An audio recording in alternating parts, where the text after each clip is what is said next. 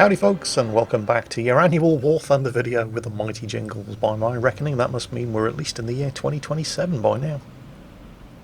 In other news, Star Citizen goes into open beta this month, although it's not anticipated that there are going to be too many people playing it because the posted minimum system specifications require a computer that hasn't actually been invented yet. Actually, you know, I joke about the annual War Thunder video. I think this is actually my annual War Thunder video. I don't think I've done a War Thunder video this year. Anyway, this currently undertaking a Mark I scimitar in the Soviet MiG-17, known by the NATO reporting name of Alfresco, is Apollo Gaming 11. And it's the usual clusterfuck on takeoff with one MiG-15, for no reason that I can determine, just falling apart in mid-air and crashing to his death as another friendly aircraft craters into a very, very shallow ridge. Yeah, the year 2027 and people are still fucking up on takeoff in War Thunder. Although, have you noticed, it's curious how it's only ever aircraft on your team. Nobody ever seems to crash on takeoff on the enemy team. It's just one of life's little mysteries. So, Apollo Gaming 11 in the MiG-17 Fresco, which was basically just a beefed up and improved version of the very successful MiG-15. You see, Soviet design philosophy was generally to get something working as fast as possible, then just improve it during production, and if it worked well, the next step was to rethink the design, make it more effective and call it a new aircraft. The most obvious physical difference between the MiG-15 and the MiG-17 was in the wing, whereas the swept wing on the MiG-15 inclined back at an angle of 35 degrees, the swept wing on the MiG-17 here inclined back at a 45 degree angle. There were other differences as well. The MiG-17 was almost 3 feet longer and had a bigger tailplane, but those weren't quite as obvious to look at. As well as that, this new wing was 10% bigger, or had 10% more surface area. It had rounded wingtips, and it had 3 fences rather than just the MiG-15's 2, to prevent loss of airflow over those rounded wingtips. In 1951, less than a year after one of the 2 prototype MiG-17s had cratered into the ground at high speed for no known reason, killing its test pilot, and while trials were still not yet complete, the MiG-17 was ordered into full production, with the first production models rolling off the assembly lines in 1952. The aircraft did, however, continue to receive upgrades and developments throughout its entire service career. Now, this aircraft had one hell of a service career. By the mid-1950s, the MiG-17 and MiG-17F had replaced the MiG-15 in frontline service with the Soviet Air Force, while the MiG-17P and MiG-17PF, the interceptor versions, had become the standard interceptors of the National Air Defense Organization. At the time, the Americans were being very, let's say, bold in performing aerial reconnaissance intrusions over the USSR, and the Soviets were very keen to put a stop to them. 2 MiG-17s scored first blood on the 29th of July 1953 when a Boeing RB-50 Superfortress entered Soviet airspace near Vladivostok. The RB-50 was shot down and the crew were all apparently killed. Though there were suspicions, never confirmed, that some of them might have survived, been put through the interrogation mill, and then shot. The 2 pilots of the MiG-17s were decorated for the action. There were occasional encounters between MiG-17s and foreign intruders throughout much of the rest of the 50s, but beginning in 1956, MiG-17 pilots began to have the frustrating experience of trying to intercept American Lockheed U-2 spy planes overflying the USSR. The U-2 cruised at such a high altitude that a MiG-17 couldn't even get close to it. Like the MiG-15, the MiG-17 was widely exported to Soviet satellites and client states. Red Chinese MiG-17s, known as J-5s in Chinese service, and running battles with a wide range of Taiwanese aircraft from the late 1950s into the early 1960s, with kills and losses for both sides. However, the real combat action for the MiG-17 was in the Middle East and Southeast Asia. Now, if I get the chance, I'll expand a bit more on the MiG-17 service history, but at the moment I think it's important that we focus on what is happening to Apollo's team. The 2 clown shoes who crashed on takeoff have very quickly been joined by 10 others, leaving Apollo and Cheeky Monkey, the pilot of the scimitar, the only 2 still flying, and for a couple of seconds there, the 2 of them were fighting 8 enemies, although Cheeky Monkey has just managed to get a kill, so now it's only 2 against 7. Of the 7 enemies, 2 of them are out of cannon ammunition, but they still have missiles.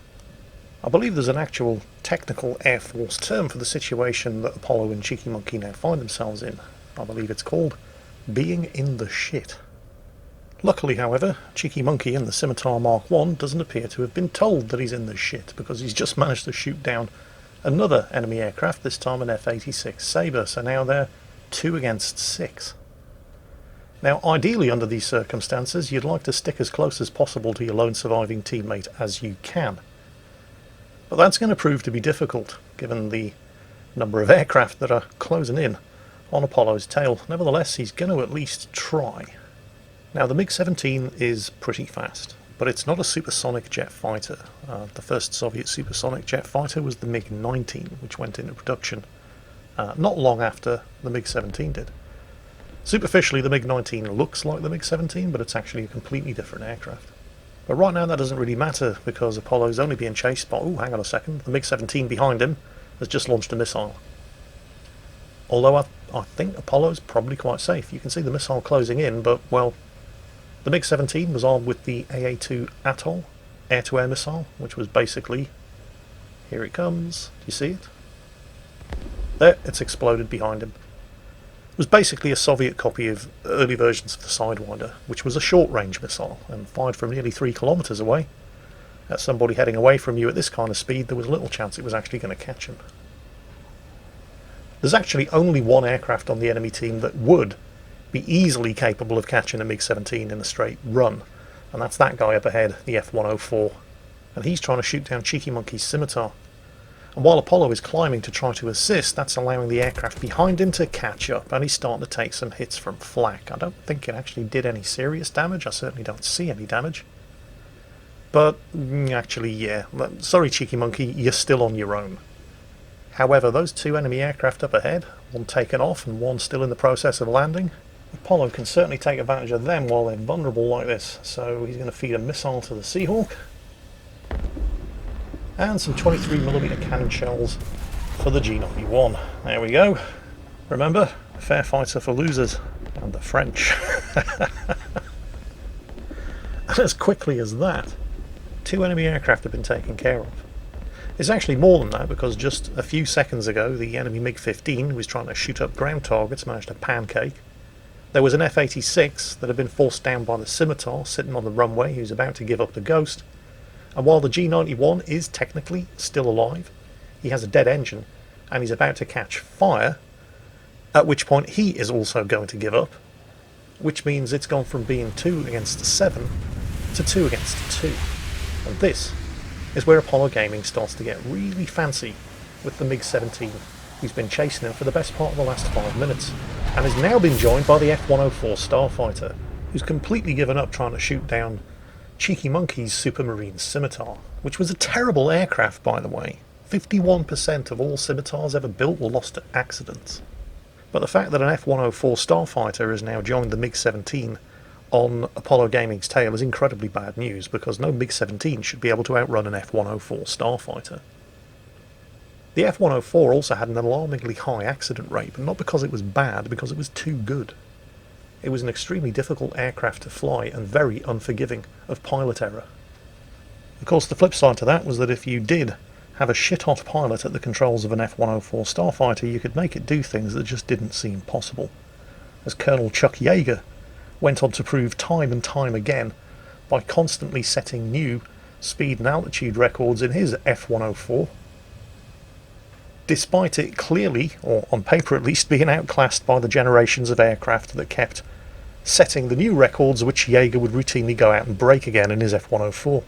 So I really don't understand why the pilot of that F-104, who's out of cannon shells but he still has missiles, has abandoned the pursuit and just left the MiG-17 to continue to try to catch up to and shoot down Apollo. Although he's having a good go with it. But I think Apollo has the measure of that MiG-17 pilot. Well, that's not really fair, because Heisenberg there, he's persistent, and he's not bad. Check out this dogfight. I mean, he screwed up earlier by trying to take out Apollo with a missile from extreme range and was never going to catch up. But he's not going to make that mistake twice. Apollo, of course, making consistent use of his air brakes in order to try to make Heisenberg overshoot. And it worked the first time, but Heisenberg isn't going to fall for that old gag twice. Meanwhile, the F-104 is broken off to go and rearm, even though he still had weapons and could have ended this fight minutes ago. That, of course, is allowing Cheeky Monkey and the Scimitar to do the same, as Apollo and Heisenberg here jockey for advantage. You see, getting locked into this turning, burning, low altitude, low speed dogfight, making heavy use of the air brakes in order to try to make your pursuer overshoot, it's great if you're only fighting one aircraft. But if you're fighting two, you're a sitting duck for the other one.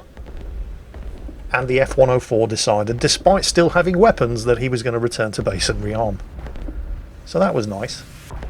Because if not, I think Apollo would almost certainly be dead.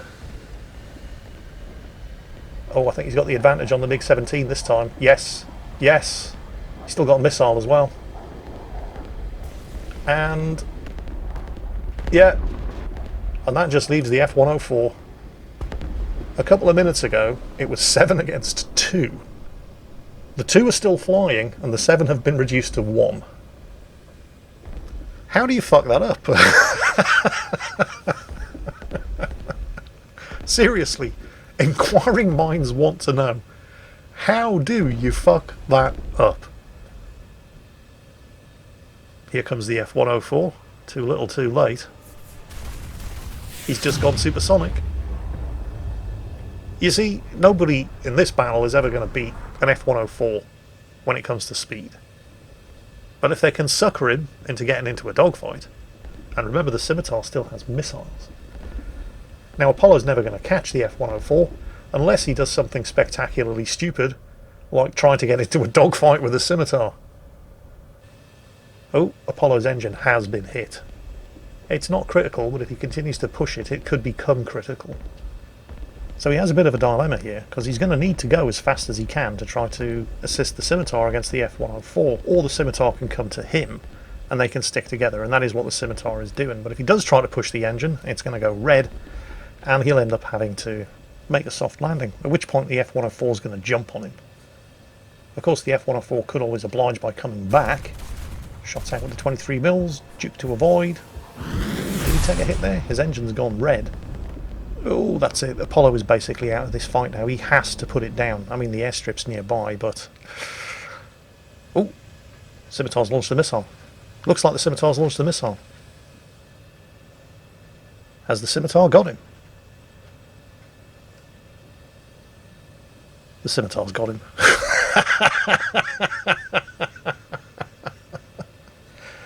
Ladies and gentlemen, boys and girls, 2 against 7, and the 2 win. Seriously, how do you fuck that up?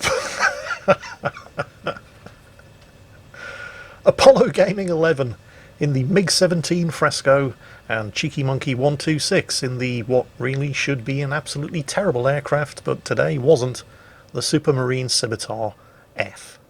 Hope you enjoyed it, and as always, take care, and I'll catch you next time.